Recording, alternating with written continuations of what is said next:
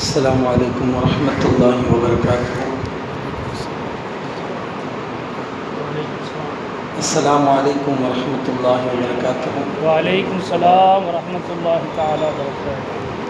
نحمده ونصلي على رسوله الكريم أما بعد. فقد قال الله تعالى في القرآن العظيم: أعوذ بالله من الشيطان الرجيم. بسم الله الرحمن الرحيم. فليضحكوا قليلا وليبكوا كثيرا. صدق الله العظيم. புகழனைத்தும் அல்லாஹ் ஒருவனுக்கே உரித்தாகட்டுமாக. அல்லாஹுடைய ஸலாத்தும் ஸலாமும் நபிகள் நாயகம் ஸல்லல்லாஹு அலைஹி வஸல்லம் அவர்கள் மீதும் அவர்களை பின்பற்றிய நல்லோர்கள் நம் அனைவர்கள் மீதும் அல்லாஹுடைய அன்பும் அருளும் என்றும் நிலவட்டுமாக. ஆமீன். அல்ஹம்துலில்லாஹ். நபி ஸல்லல்லாஹு அலைஹி வஸல்லம் அவருடைய மீலாது பெருவிழாவை முன்னிட்டு ஒவ்வொரு நாளும் பலவிதமான பயான்களை நாம் கேட்டுக்கொண்டிருக்கிறோம். அதில் ரொம்ப தூரத்திலிருந்து வந்தது நானாக தான் இருப்பேன்னு நினைக்கிறேன். நிறைய ஆலிம்களுடைய பயானை நீங்கள் கேட்டிருக்கலாம். முதல்ல நான் யாருங்கிறத நான் உங்களுக்கு தெரியப்படுத்தணும் இல்லையா? குலாம் ஹஸரத்துடைய பேரன், குலாம் ஹஸரத்துடைய பேரன், நான் மகள்வழி பேரன். திருப்பூரில் இருக்கக்கூடிய இஸ்மாயில் ஹஸரத் என்னுடைய தாய் மாமா. அதனால் நம்முடைய சொந்த ஊருடைய பயான் என்று சொல்கின்ற பொழுது எவ்வளோ சிரமங்கள் இருந்தாலும் இன்ஷா அல்லாஹ் அதை தாண்டி உங்களையெல்லாம் பார்க்க வேண்டும். உங்களுடைய முகத்தை பார்த்தாலே ஒரு சந்தோஷம்தான். அந்த அடிப்படையிலே அல்ஹம்துலில்லாஹ் நீண்ட தூரம் பயணம் செய்து இங்கே நான் வந்திருக்கிறேன். அல்லாஹ்வின் கிருபையால் நிறைய பயான்களை நாம் கேட்கிறோம். ரசூலுல்லாஹி ஸல்லல்லாஹு அலைஹி வஸல்லம் வாழ்க்கை வரலாற்றை பற்றி எவ்வளவு நாம் கேட்டாலும் அதெல்லாம் நமக்கு பத்தாது. நிறைய நாம் சொல்லிக்கொண்டே இருக்கலாம்.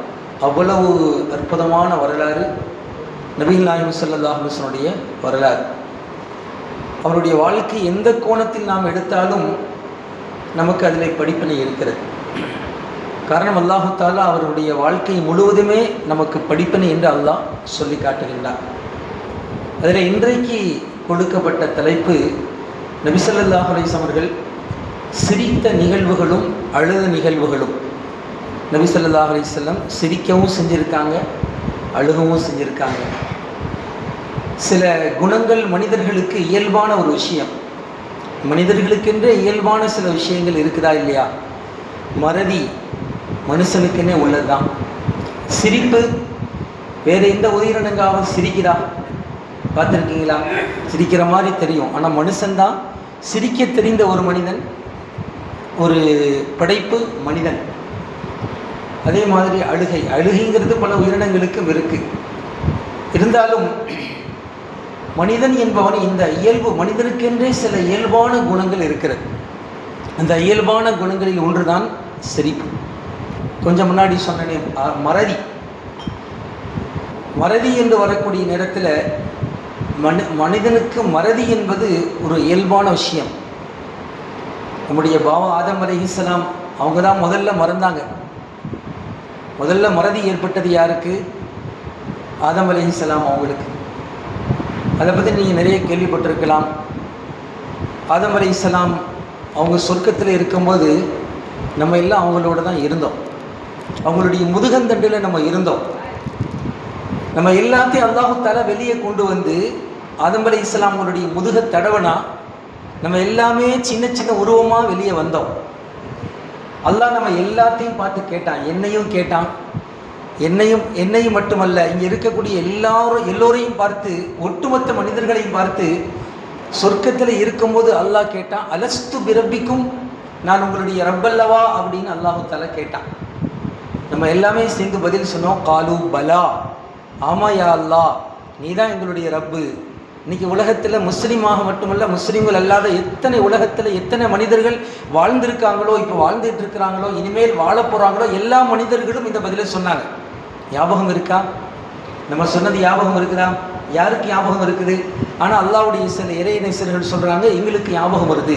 அந்த இறைநேசத்தினுடைய உச்சகட்டத்துக்கு போகும்போது அது அந்த சிந்தனை ஞாபகம் வருது என்று சில இறைநேசர்கள் அவுலியாக்கள் சொல்லியிருக்காங்க, எங்களுக்கு ஞாபகம் வருது, அல்லாட்ட பதில் சொன்னது எங்களுக்கு ஞாபகம் வருது. ஆக சொர்க்கத்தில் இருக்கும்போது ஆதம் அலைஹிஸ்ஸலாம் அவங்களுடைய முதுகந்தண்டில் அல்லாஹ் நம்மளை அவங்க முதுகத்துலேருந்து அல்லாஹுத்தாலா நம்மளை வெளியே கொண்டு வந்தான். அப்போ அப்பிருந்தே நம்ம இருக்கிறோம். ஒரு விஷயம் நம்ம விளங்கணும், நம்முடைய உலகத்தில் வேண்டுமானால் நம்முடைய பர்த்டே, நம்முடைய பிறந்த நாள், ஒவ்வொருவருக்கும் ஒவ்வொரு பிறந்த நாள் இருக்கலாம். நான் என்னைக்கு பிறந்தேன் அப்படின்னா எனக்கு ஒரு டேட்டு, நீங்கள் என்னைக்கு பிறந்தீங்கன்னா உங்களுக்கு ஒரு டேட் இருக்கலாம். ஆனால் உண்மையை சொல்ல போனால் அல்லாஹ் ஜல்ஷானஹு தஆலா இந்த உலகத்திலே மனித பிறவியாக தாயின் வயிற்றில் பிறக்கக்கூடிய குழந்தையாக பிறக்க வைத்ததான் வெவ்வேறு தேதியாக இருக்கலாமே தவிர, உண்மையிலேயே நாம் எல்லோரையும் அல்லாஹ் தஆலா ஆன்மாவாக படைத்தது என்று சொன்னால் எல்லோருக்கும் ஒரே பர்த்டே தான். அதில் ஏதாவது சந்தேகம் இருக்கா? என்ன அப்படி இல்லைன்னா ஆதம் அலைஹிஸ்ஸலாம் முதுகத்துல நம்ம வெளியே வந்து பதில் சொல்லிடுறோமா? நம்ம பதில் சொல்லியிருப்போம். அல்லாஹ் தஆலா அதனால தான் ஒருத்தர் சொல்லுவாங்க, 6 ஊரில் நீ அப்படின்னு ஒருத்தர் என்ன செஞ்சாருன்னா ஒரு அழகான ஒரு புத்தகம் எழுதுனாங்க. நமக்கு இது 4வது ஊர், இந்த உலகம் இருக்கே, இது நமக்கு எத்தனாவது உலகம்? 4வது உலகம். ஆதம் அலைஹிஸ்ஸலாமுடைய முதுகில் நம்ம இருந்தமே, அது நமக்கு 1வது உலகம். அடுத்து நம்மளுடைய தந்தையினுடைய முதுகுக்கு நம்ம வந்தமே, அது நமக்கு 2வது உலகம். நம்முடைய அம்மாவுடைய தாயாருடைய அந்த கர்ப்பத்தில் வயிற்றுக்குள்ளே இருந்தமே, அது நமக்கு 3வது உலகம். இப்போ நம்ம இருக்கிறது 4வது உலகம். அடுத்து நம்ம கபருக்கு போனோம்னா அது நமக்கு 5வது உலகம். அடுத்து அல்லாஹ் நம்மளோட சொர்க்கத்துக்கோ நரகத்துக்கு அல்லாஹ் நம்ம கிருபை செய்யணும், சொர்க்கத்துக்கு போவோம். அப்படி சொர்க்கத்துக்கு போனால் அது நமக்கு 6வது உலகம். இப்போ பாருங்க, இந்த 6 உலகத்திலும் மனிதன் மாறி மாறி வருகிறான். அப்போ இந்த உலகத்திலே 4வது உலகத்திலே ஒரு தாய்க்கு மகனாக பிறந்தது அப்படிங்கிற அந்த பிறந்த தேதி வேண்டுமானால் எல்லோருக்கும் வெவ்வேறு மாதிரி இருக்கலாம். ஆனால் அல்லாஹ் தஆலா நம்ம எல்லோரையும் ஆன்மாவாக படைச்சது என்ன சொன்னால் எல்லாத்துக்கும் ஒரே பர்த்டே தான், எல்லாத்துக்கும் ஒரே பிறந்த நாள் தான். எல்லாத்துக்கும் அல்லாஹ் தஆலா ஆன்மாவாக அல்லாஹ் என்றைக்கும் அல்லாஹ் தஆலா படைச்சிட்டான். நம்ம ஒரு மனிதன் இந்த உலகத்தில் இறந்து போனாலும் இறந்த தேதி, இவர் இறந்த தேதி, அவர் இறந்த தேதின்னு சொல்லலாம். ஆனால் இந்த உடம்புக்குத்தான் அழிவை தவிர இந்த ஆன்மாவுக்கு என்ன கிடையாது. இந்த ஆன்மாவுக்கு அதான் சொல்லுவாங்க, இந்த உலகத்தில் அதாவது ஆரம்பமும் இல்லாத முடிவும் இல்லாதவன் அல்லாஹு தஆலா. அல்லாஹுக்கும் மனிதனுக்கும் என்னங்க வித்தியாசம் அப்படின்னு கேட்டால், அல்லாஹுக்கு ஆரம்பமும் கிடையாது, முடிவும் கிடையாது. ஆனால் மனிதனுக்கு ஆரம்பம் இருக்குது, முடிவும் இல்லை. உண்மை தானே? அதில் மறுக்க முடியுமா? நமக்கு என்ன கிடையாது, நம்ம இந்த உடம்பு தான் அழியதே தவிர இதற்கு பிறகு ஆன்மாவாக நம்ம பயணம் தொடர்ந்து கொண்டே இருக்கிறது. சொர்க்கத்துக்கு நம்ம போனோம்னா நம்முடைய ஆன்மா என்ன, இந்த உலகத்தில் இருக்கும்போது உடம்போடு சேர்ந்து இந்த ஆன்மா இருந்துச்சு. இந்த உலகத்தை விட்டு பிரிஞ்ச பின்னாடி அந்த உடம்பு தனியாக இருக்குது, ஆன்மா தனியாக இருக்குது. மறுபடியும் நம்ம சொர்க்கத்துக்கு போனால் இதே உடம்பு மீண்டும் நமக்கு திரும்ப வரும். ஆக மனிதனுக்கு ஆரம்பம் உண்டு, ஆனால் முடிவு என்பது கிடையாது. ஆக நாம் சொல்ல வருவதனுடைய ஆதம் அலைஹிஸ்ஸலாம் அவர்களுடைய முதுகில் இருக்கும் போதே நாமெல்லாம் அல்லாஹ் அவருடைய முதுகிலே அல்லாஹ் நம்ம எல்லாம் வைத்திருந்தார். அதனால இந்த உலகத்திலே பிறந்த பிறப்பை வைத்துத்தான் சில பேருக்கு பர்த்டே, பிறந்த தேதி அப்படின்னு சொல்லுவாங்க. இன்னொரு விஷயத்தை நம்ம தெரிஞ்சுக்கணும், இந்த உலகத்திலே அதிகமான வயசு வாழ்ந்தவங்க யாருன்னு கேட்டால் நம்ம யாரை சொல்லுவோம்? ஆதம் அலைஹிஸ்ஸலாம் 1000 வருஷம் வாழ்ந்தாங்க. நூஹ் அலைஹிஸ்ஸலாம் 1050 வருஷம் வாழ்ந்தாங்க. நூஹ் அலைஹிஸ்ஸலாமுடைய வயசு 1050 வயசு வாழ்ந்தாங்க அப்படின்னு நம்ம சொல்லுவோம். ஆனால் உண்மையிலேயே மனிதர்களிலேயே ரொம்ப அதிகமான வயசு இன்னைக்கு யாருக்கு அப்படின்னு ஒரு விஷயம், ஒரு கேள்வி. அந்த கேள்விக்கு பதில் சொல்லுங்க பார்க்கலாம். ஏன்னா நானே பேசிகிட்டு இருந்தா, இந்த உலகத்தில் அதிகமான வயசு யாருக்கு, அதிகமான வயது அப்படின்னு சொன்னால் யாருக்கு சொல்லலாம்? தெரிஞ்சா சொல்லுங்க. அதிகமான வயசு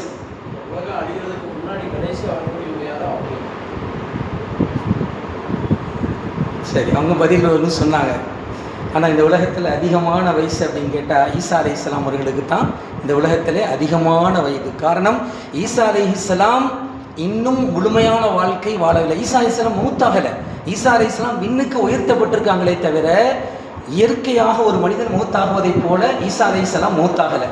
ஏன்னா அவங்க மீண்டும் இந்த உலகத்துக்கு வருவாங்க, இந்த பூமிக்கு அவங்க திருமணம் செய்வாங்க, அவங்களுக்கு குழந்தைகள் பிறக்கும், அவங்க இயற்கையாக மூத்தாகுவாங்க. அவங்க என்னைக்கு மூத்தாகிறாங்களோ அந்த நேரத்தில் தான் அவங்களுடைய வயசை முடிவு செய்ய முடியும். அப்படி மூத்தாகும் போது நபி ஸல்லல்லாஹு அலைஹி வஸல்லம் கபருக்கு பக்கத்தில் அடக்கம் செய்யப்படுவாங்க. அதற்காக ஒரு இடம் காலியாக விட்டு வைக்கப்பட்டிருக்குது. அப்போ சொல்லுங்க, ஈசா அலைஹிஸ்ஸலாம் அவர்களுக்கு தான் இன்னைக்கோட பார்த்தா 2026 வயசாச்சு. ஏன்னா கிபி 2026 அப்படின்னா ஈசா அலைஹிஸ்ஸலாமுடைய வயசு இன்னையோட 2026. ஏன்னா கிபின்னு சொல்கிறதே எதை வச்சு தான் சொல்கிறாங்க? இயேசு பிறப்பு, அதாவது கிறிஸ்து பிறப்பு. ஈசா அலைஹிஸ்ஸலாமுடைய பிறப்பு வச்சு தான் இந்த வருஷங்கள் நம்ம கணக்கு போகிறோம். அப்போ இன்னைக்கு வரைக்கும் ஈசா அலைஹிஸ்ஸலாமுடைய வயசு 2026. அவங்க தான் மனிதர்களிலேயே அதிகமான வயதுடையவர்கள் அப்படின்னு சொன்னால் அதை கண்டிப்பாக நம்ம ஏற்றுக்கொள்ளக்கூடிய விஷயம்தான். ஆக நான் சொல்ல வந்த விஷயம், ஆதம் அலைஹிஸ்ஸலாம் அவருடைய முதுகிலே இருக்கும் பொழுது நான் ஆரம்பத்திலே மறதியை பற்றி சொல்ல வந்தேன். மறதியோடு மனிதன் பின்னி பிணைக்கப்பட்டிருக்கிறான். ஆதம் அலைஹிஸ்ஸலாம் அவருடைய முதுக தடவுன உடனே நம்ம எல்லாம் வெளியே வந்தோம். குட்டி குட்டி உருவமாக நம்ம எல்லாம் வெளியே வந்தோம். வெளியே வந்த உடனே அல்லாஹ் ஜல்லஷானஹு தஆலா நம்ம எல்லாம் பார்த்து கேள்வி கேட்டால் அது கேள்விக்கு பதில் சொன்னால் அதுவே ஒரு விஷயம். அதே மாதிரி ஆதம் அலைஹிஸ்ஸலாம் அவருடைய கண்ணுக்கு ஒவ்வொருவருடைய உருவங்களும் காட்டப்பட்டது. அவங்களுடைய வயசு அவங்களுக்கு அதிலேயே எழுதப்பட்டிருந்தது. அப்போது அப்படியே ஆதம் அலைஹிஸ்ஸலாம் பார்க்கும்போது அதில் ஒருத்தருடைய உருவம் மட்டும் கொஞ்சம் நல்லா பிரைட்டாக வெளிச்சமாக இருக்கிறத பார்த்தாங்கன்னா இது யாரு அப்படின்னு கேட்டாங்க. ஆதம் அலைஹிஸ்ஸலாம், இவங்க தான் உங்கள் பேரப்பிள்ளை, உங்களுடைய சந்ததியில் வரக்கூடிய தாவூத் அலைஹிஸ்ஸலாம்.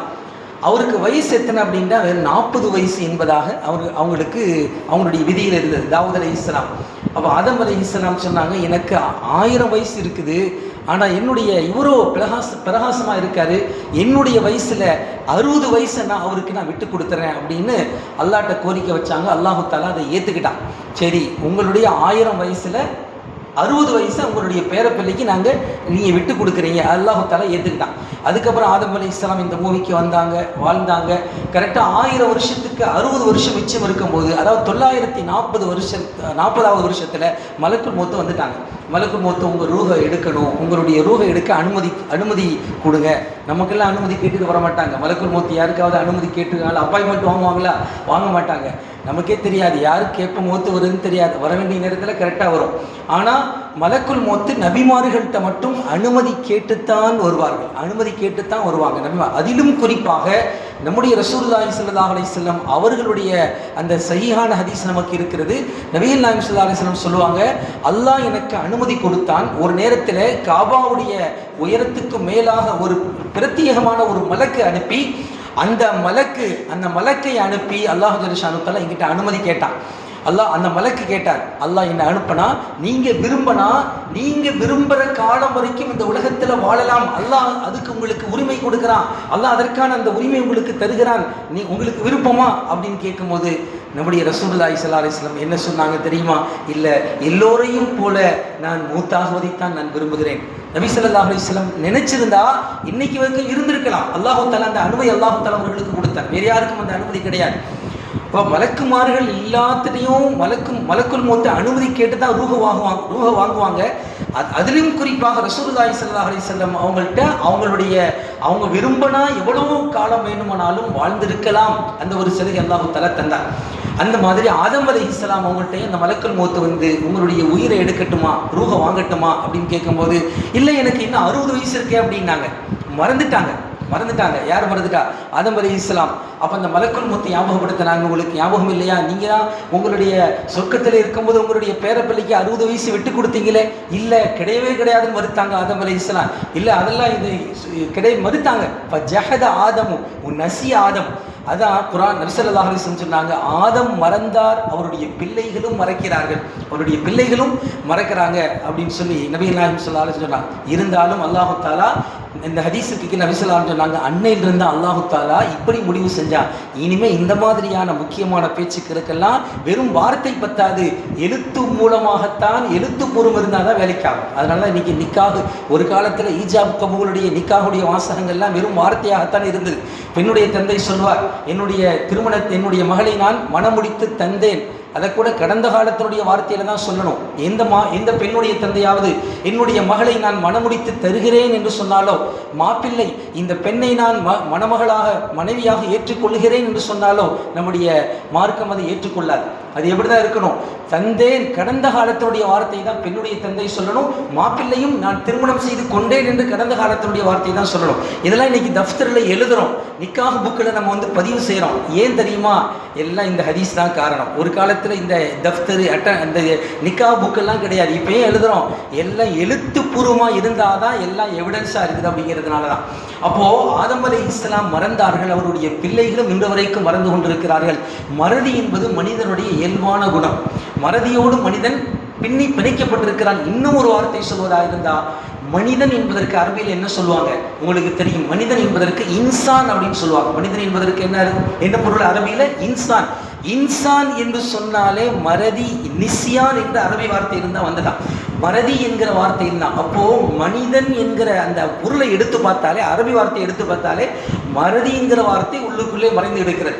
அப்போ அந்தளவுக்கு மறதியோடு மனிதன் பின்னி பிணைக்கப்பட்டிருக்கிறான். ஆனால் தஃசீர்கள் எப்படி ஒரு இடக்கம் சொல்லுவாங்க, அல்லாஹ் தஆலா மனிதனுக்கு மறதியை கொடுத்ததுக்கு முக்கியமான காரணமே என்ன தெரியுமா? முக்கியமான காரணம் என்ன தெரியுமா?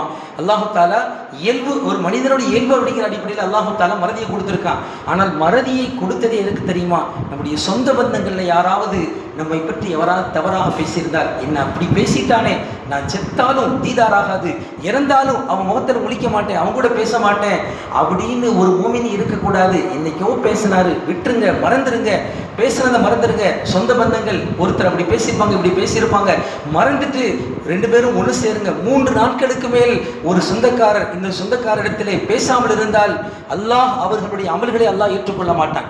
2 பேரும் ஒன்று சேரட்டும், அது வரைக்கும் இவர்களுடைய அமல்களை நான் ஏற்றுக்கொள்ள மாட்டேன் என்று அல்லாஹ் தஆலா சொல்லிடுவான். ஆக மறதி என்பதை அல்லாஹ் நமக்கு கொடுத்ததே எதற்குத்தான்? இந்த விஷயத்துக்கு தான். அதாவது ஏதாவது நம்ம யாராவது எதாவது பேசியிருந்தால், காயப்படுத்தி இருந்தால், மனதை சங்கடப்படுத்தி இருந்தால் அதை நாம் முதலில் மறக்க வேண்டும் என்பதற்காக வேண்டித்தான் மறதி என்பதை அல்லாஹ் நமக்கு தந்தான் என்றெல்லாம் விளக்கம் சொல்லுவாங்க. ஆக இந்த மனிதனுடைய இயல்பான குணங்களில் ஒன்று மறதி. அதே மாதிரியாகத்தான் மனிதனுடைய இயல்பான குணங்களில் ஒன்று சிரிப்பு. சிரிக்கணும். நபி ஸல்லல்லாஹு அலைஹி வஸல்லம் சிரிக்கவும் செஞ்சுருக்காங்க, அழுகவும் செஞ்சுருக்காங்க. அதுக்காக சிரிச்சுக்கிட்டே இருந்தால் நம்மளை என்ன சொல்லுவாங்க, பைத்தியம் அப்படின்னு சொல்லுவாங்க. கொஞ்ச நாளைக்கு முன்னாடி பத்திரிக்கையில் பார்த்தேன், ஒரு வித்தியாசமான ஒரு செய்தியாக இருந்துச்சு. என்ன அப்படின்னு சொன்னால், ஒரு பத்திரிக்கையில் போட்டாங்க சிரிப்பு திருவிழா. என்னென்னமோ திருவிழா அப்படின்னு பலவிதமான திருவிழாக்கள் நடக்குது. தக்காளி திருவிழா அப்படின்னு திருவிழா போட்டிருக்காங்க. என்னன்னு பார்த்தா தக்காளியை தூக்கி ஒருத்தர் தூக்கி வீசிக்கிறது. அந்த மாதிரி இது சிரிப்பு திருவிழா அப்படின்னா, நம்ம மண்டபம் புக் பண்ணுறது எதுக்கெல்லாமோ மண்டபத்தை நம்ம பிடிப்போம். ஆனால் ஒன்று கூடி சிரிக்கிறதுக்காக வேண்டி என்ன செஞ்சுருக்காங்க, மண்டபம் பிடிச்சி மண்டபம் புக் பண்ணி அத்தனை பேர் சேர்ந்து அங்கே வேலையே என்ன, சிரிக்கிறதா வேலை. இப்போ இந்த மாதிரிலாம் இருக்க தேவையில்லை. அதான் ஆரம்பத்தை ஆயத்தை நான் ஒதி காட்டினேன். ஃபல் யல்ஹகு கலீலா வல் யபுகு கதீரா. நீங்கள் சிரியுங்கள், கொஞ்சமாக சிரியுங்கள், அதிகமாக அழுங்கள். அல்லாஹ்வை நினைத்து, மறுமை நினைத்து, நரகத்தை நினைத்து நாம் அழவும் வேண்டும். சிரிச்சுக்கிட்டே இருந்தால் அது என்ன கிடையாது, நம்முடைய வாழ்க்கை அது அர்த்தமுள்ள வாழ்க்கை கிடையாது. ஆனால் ரசூலுல்லாஹி ஸல்லல்லாஹு அலைஹி வஸல்லம் அவர்கள் சிரிக்கவும் செய்திருக்கிறார்கள். பல நேரங்களிலே சஹாபாக்கள் சொல்லுவாங்க, ரசூலுல்லாஹி ஸல்லல்லாஹு அலைஹி வஸல்லம் அவர்கள் மிக உயர்ந்த ஒரு மனிதராக இருந்தாலும் கூட அவங்க எங்களோட கலகலப்பாக இருப்பாங்க, எங்களோட நல்லா பேசுவாங்க, எங்களோட நல்லா சிரிப்பாக பேசுவாங்க. நாங்கள் ஆகிரத்தை பற்றி பேசினா எங்களோட சேர்ந்து ஆகிரத்தை பற்றி பேசுவாங்க. நாங்கள் ஏதாவது சாப்பாட்டை பற்றி பேசிகிட்டு இருந்தால் எங்களோட சேர்ந்து அதை பற்றியும் பேசுவாங்க. ரசூலுல்லாஹி ஸல்லல்லாஹு அலைஹி வஸல்லம் நபி ஸல்லல்லாஹு அலைஹி வஸல்லம் அவருடைய தொடை ஒரு நாளும் மற்றவர்களுடைய தொடையை முன்னால் இருப்பதை நாம் பார்த்தது கிடையாது. அவ்வளவு மக்களோடு மக்களாக இணைந்திருந்தார்கள். யாராவது தனக்காக எந்திரிச்சு நிற்கிறத பார்த்தா நபி ஸல்லல்லாஹு அலைஹி வஸல்லம் கோவப்பட்டிருக்காங்க. ஒரு நேரத்தில் நபி ஸல்லல்லாஹு அலைஹி வஸல்லம் அவர்கள் வருகின்ற பொழுது சஹாபாக்கள் எந்திரிச்சாங்க. என்ன இப்படி எனக்காக எந்திரிச்சு நிற்கிறீங்க, இந்த மாதிரிலாம் இது செய்யாதீங்க. சஹாபாக்கள் அன்னையிலிருந்து விட்டுட்டாங்க. இப்போ இந்த மாதிரி ரசூலுல்லாஹி ஸல்லல்லாஹு அலைஹி வஸல்லம் மக்களோடு மக்களாக இருந்திருக்கிறார்கள். அது தமாஷாக சில நேரம் கலகலப்பாக பேசுவாங்க. தனக்கென்று ஒரு ஈகோ மாதிரி யார்கிட்டையும் பேசாமல் அப்படியே மூஞ்சி உம்முன்னு வச்சுட்டு இருக்கிறது நபி ஸல்லல்லாஹு அலைஹி வஸல்லம் நடைமுறை கிடையாது. ரசூலுல்லாஹி ஸல்லல்லாஹு அலைஹி வஸல்லம் அவர்கள் அப்படி கலகலப்பாக மக்களோடு மக்களாக இருந்திருக்காங்க. அப்படி நிறைய நிகழ்வுகளை நம்ம பார்க்குறோம். உதாரணத்துக்கு ஒரு அம்மா, ஒரு வயசான அம்மா கேட்டாங்க, யா ரசூலல்லாஹ், அந்த அம்மா நிறைய குர்ஆன் ஓதுவாங்க, அதிகமாக குர்ஆன் ஓதக்கூடிய பெண்மணி என்று ஹதீஸில் வருது. குர்ஆனை பற்றி சொல்கிறதுனால குர்ஆனை பற்றியும் சில வார்த்தைகள் நாம் சொல்ல வேண்டும். குர்ஆனோடு நாம் தொடர்பை ஏற்படுத்த வேண்டும். நாம் ரபியுல் அவ்வல் மாதம் என்பது மட்டுமல்ல, எல்லா மாதத்திலும் குர்ஆன் ஓத தெரிந்தவர்களாக நாம் மௌத்தாகும் போது நம்ம எல்லோரும் குர்ஆனை ஓத வேண்டும், குர்ஆனை முறையாக கற்றுக்கொள்ள வேண்டும். அதற்கு இன்ஷா அல்லாஹ் முயற்சி செய்ய வேண்டும். பல பேர் இருக்கிறோம், நமக்கு இன்றைக்கி தொலை வரக்கூடியவர்களில் ஒரு 80% பேருக்கு 70% பேருக்கு அல்ஹம்து சூராவை கூட முறையாக ஓத தெரியாது. இது உண்மையை நாம் ஏற்றுக்கொள்ள வேண்டும். அல்ஹம்துலில்லாஹ், எல்லா புகழும் அல்லாஹ்வுக்கே. நம்ம தமிழை பார்த்து படித்து அல்ஹம்துலில்லாஹ்னு சொன்னால் எல்லா குப்பைகளும் அல்லாஹ்வுக்கே.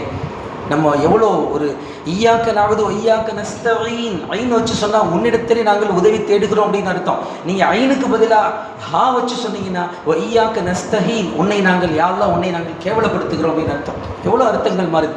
காபத்துல்லாவுடைய திரையை பிடிச்சிட்டு ஒருத்தர் துவா கேட்குறாராம். அல்லாஹும் மகஃபிர்லின்னு சொல்லணும், யா அல்லாஹ் என்ன மன்னிச்சிரு அப்படின்னு சொல்லிட்டு அல்லாஹ்ட்ட துவா கேட்கறதுக்கு அரபியில் அல்லாஹும் மகஃபிர்லி.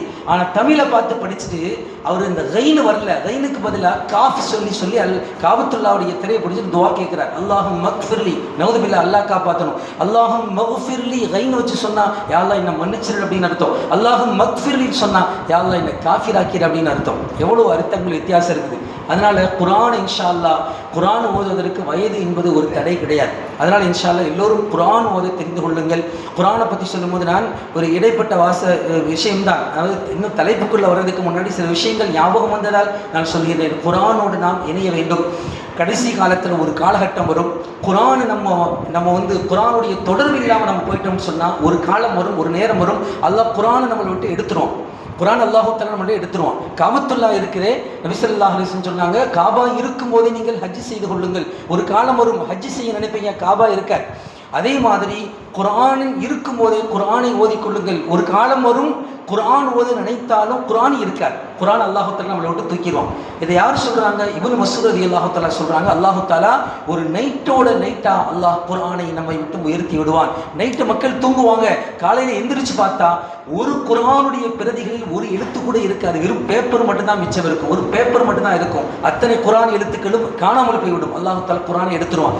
யாரெல்லாம் குர்ஆனை மனப்பாடம் செய்து வைத்திருந்தார்களோ, சூறாக்களை மனப்பாடம் செய்து வைத்திருந்தார்களோ, அது எல்லாத்தையும் அல்லாஹ் தஆலா மறக்கடிச்சிருவான். முழு குர்ஆன் மனப்பாடம் செய்திருந்தவர்களாக இருந்தாலும் சரி, அல்லது சின்ன சின்ன சூறாக்களை மனப்பாடம் செய்து வைத்திருந்தவர்களாக இருந்தாலும் சரி, எல்லாமே மறந்துடும், எல்லாமே அல்லாஹ் தஆலா மறக்கடிச்சிருவான். அதனால குர்ஆன் இருக்கும் போதே நீங்கள் குர்ஆனை ஓதிக்கொள்ளுங்கள் என்று இப்னு மஸ்ஊத் ரலியல்லாஹு தஆலா சொல்றாங்க.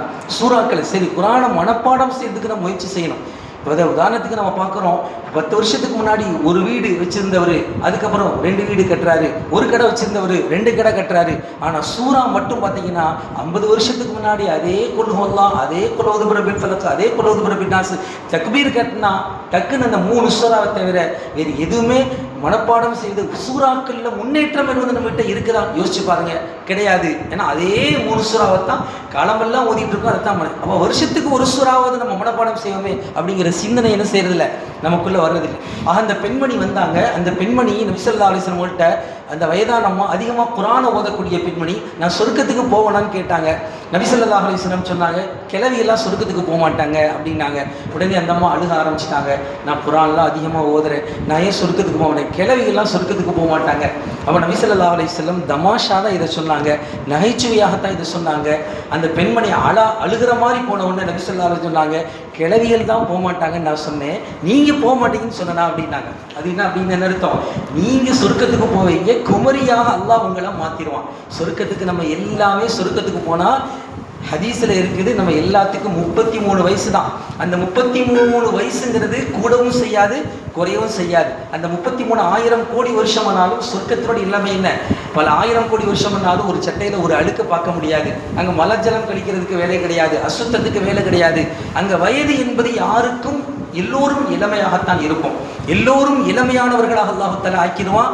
இந்த நிறை என்பது கூட எல்லோரையும் அல்லாஹ் தஆலா அழகாக அல்லாஹ் தஆலா ஆக்கிடுவான். இப்போ இந்த பெண்மணியை பார்த்து நபி ஸல்லல்லாஹு அலைஹி வஸல்லம் சொன்னாங்க, நீங்கள் அதாவது நீங்கள் போவீங்க, ஆனால் கிழவியாக போக மாட்டீங்க, குமரியாக, ஒரு இளம் பெண்ணாக, அழகான பெண்ணாக. இன்னும் சொல்ல போனால் சொர்க்கத்துக்கு நம்ம, அதாவது இங்கே நல்ல பெண்ணாக வாழ்ந்த பெண்களும் சொர்க்கத்துக்கு போவாங்க. சொர்க்கத்திலேயே ஹூர்லீன்கள் பெண்களை அல்லாஹ் தஆலா படைச்சு வச்சிருக்கான். இந்த 2 பேரில் யார் அழகானவர்கள் என்று வருகின்ற பொழுது தப்சீல் எழுதுவாங்க, இந்த உலகத்தில் வாழ்ந்து மரணித்த ஒரு சொர்க்கவாதியான ஒரு பெண்ணு தான் ஹூர்லீன் பெண்களை விட அழகாக இருப்பார்களாம். யார் அழகாக இருப்பாங்க? அதே மாதிரி இங்கே தம்பதிகளாக வாழ்ந்தவர்களுக்கு அங்கே போய் திருமணம் நடக்கும். இந்த கணவன் மனைவி இங்கே உலகத்தில் இருக்கும்போது ஒத்துமையாக இருக்காங்க, நல்ல பயபக்தியாக இருக்காங்க, 2 பேருமே நல்லவங்க, 2 பேருமே சொர்க்கத்துக்கு போகிறாங்க அப்படின்னு சொன்னால், உலகத்திலே மறு உலகத்துக்கு சொர்க்கத்துக்கு போனவுடன் அங்கே மீண்டும் அவர்களுக்கு திருமணம் நடக்கும். ஏன்னா இங்கே திருமணம் என்பது மௌத்தோடு முடிந்து விடுகிறது. எப்போ ஒரு கணவன் இறந்து போகிறாரோ திருமணம் என்கிற உறவும் முறிந்து போய் விடுகின்றது. அதனால ஆகிரத்துக்கு போனால், சொர்க்கத்துக்கு போனால் அல்லாஹ் தஆலா மீண்டும் அங்கே ஒரு திருமணம் நடக்கும் என்பதெல்லாம் நமக்கு ஹதீஸில் இருக்கிறது. அதனால தான் இந்த பெண்மணியை பார்த்து சொன்னாங்க, நகைச்சுவையாக சொன்னாங்க.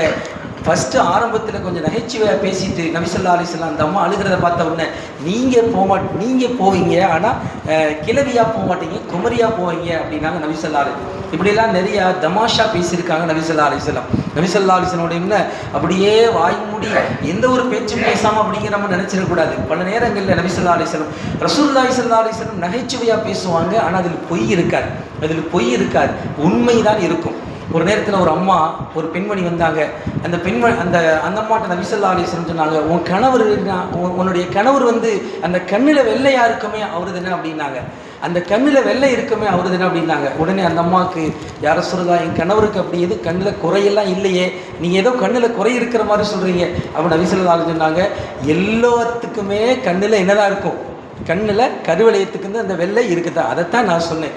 உன்னுடைய கணவருக்கு மட்டுமல்ல, எல்லாத்துக்கும் இருக்கிறதா. இதெல்லாம் நபி ஸல்லல்லாஹு அலைஹி வஸல்லம் அவர்கள் நகைச்சுவையாக பேசிய அந்த சந்தர்ப்பங்கள் இப்படி நிறைய பார்க்குறோம். அதே மாதிரியாக இன்னொருத்தர் கேட்டார், யா ரசூலுல்லாஹ், எனக்கு ஒட்டகம் வேணும், சவாரி செய்கிறதுக்கு ஒட்டகம் வேணும். ஏன்னா பெரிய ஒட்டகமாக இருந்தால் தான் அதில் பயணம் செய்ய முடியும். அப்போ நபி ஸல்லல்லாஹு அலைஹி வஸல்லம் சொன்னாங்க, உனக்கு நான் ஒட்டக குட்டி தான் தருவேன் அப்படின்னாங்க. யா ரசூலுல்லாஹ், ஒட்டக குட்டி வச்சு நான் என்ன செய்யட்டும், அதை வச்சு என்னால் சவாரி செய்ய முடியாது, அது வளர்ந்து பெருசாகிற வரைக்கும் நான் என்ன செய்யட்டும் அப்படின்னார். நபி ஸல்லல்லாஹு அலைஹி வஸல்லம் தமாஷா சொன்னாங்க,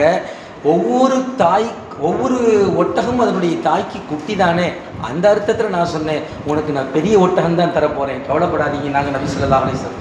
இப்படியெல்லாம் பல நேரங்களில் தமாஷாக ஒரு கலகலப்பாக ரசூலுல்லாஹி ஸல்லல்லாஹு அலைஹி வஸல்லம் அவர்கள் பேசியிருக்கிறார் என்பதெல்லாம் நிறைய நம்ம பார்க்க முடியும். நபி ஸல்லல்லாஹு அலைஹி வஸல்லம் அவர்கள் அந்தளவுக்கு சஹாபாக்களோடு மிக நெருக்கமாக நல்ல அன்போடு பழகக்கூடியவர்களாக ரசூலுல்லாஹி ஸல்லல்லாஹு அலைஹி வஸல்லம் இருந்திருக்காங்க.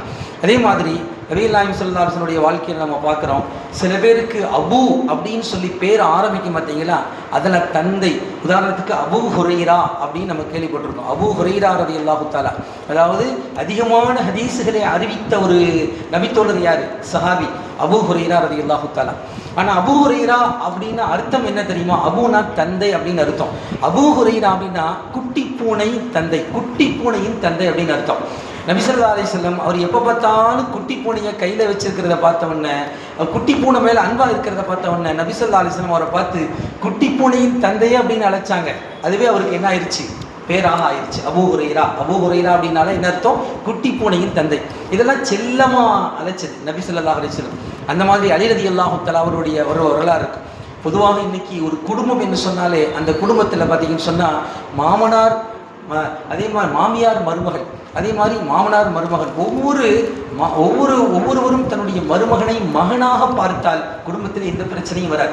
அதே மாதிரி ஒவ்வொரு பெண்ணும் தன்னுடைய மருமகளை தன் சொந்த மகளை போல பார்த்தால் எந்த பிரச்சனையும் வராது. பல குடும்பங்கள் அந்த மாதிரி இருக்கிறது இல்லை. அதற்கு அலி ரலியல்லாஹு தஆலா அவங்களை பற்றி ஒரு நேரம் எந்த குடும்பத்தில் தான் பிரச்சனை இல்லை, அலி ரலியல்லாஹு தஆலா அவர்களுக்கும் ஃபாத்திமா ரலியல்லாஹு அவர்களுக்கும் ஒரு நேரம் மனஸ்தாபம்.